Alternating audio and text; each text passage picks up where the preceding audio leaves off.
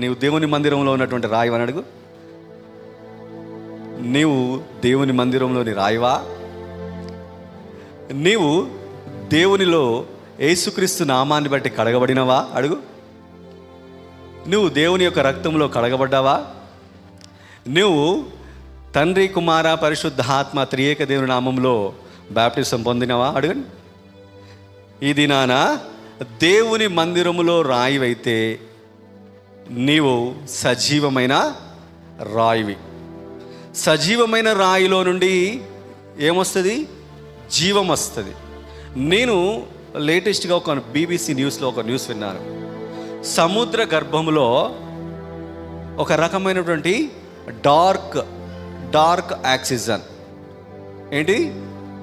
Dark oxygen సముద్ర గర్భంలో 5 కిలోమీటర్ల లోతులో వాస్తవానికి శాస్త్రజ్ఞులు చెప్పినటువంటి విషయం ఏంటంటే, మొక్కల ద్వారా కిరణజన్య సంయోగ క్రియ ద్వారా ఆ మొక్కల ద్వారా ఆక్సిజన్ ఉత్పత్తి అయి సముద్ర గర్భంలో ఉన్నటువంటి కొన్ని జంతువులకు ఆ యొక్క ఆక్సిజన్ వాయువు చేరుతుందని చెప్పేసి శాస్త్రవేత్తలు చెప్పారు.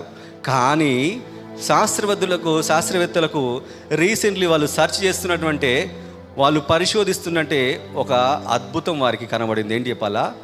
సముద్ర గర్భంలో సజీవమైన రాయి ఉందట. ఆ రాయిలో నుండి ఆక్సిజన్ వస్తుందట. అది డార్క్ ఆక్సిజన్.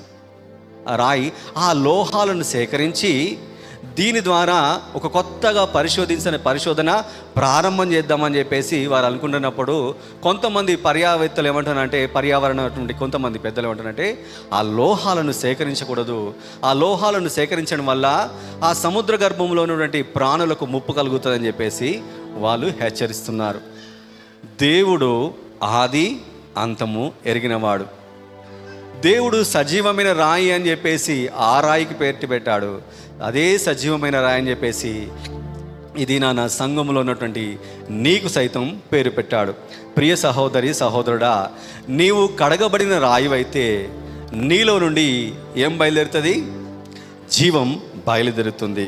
ఇది దేవుని యొక్క వాక్యం సెలవిస్తుంది. నీవు మందిరములో సజీవమైన దేవుని యొక్క రాయి. నువ్వు ఆత్మ సంబంధంగా కట్టబడాలి. ఎలా కట్టబడాలి? ఆత్మ సంబంధంగా కట్టబడాలి. నీవు ఆత్మలో కట్టబడాలి. హల్లెలూయా. నీవు ఆత్మలో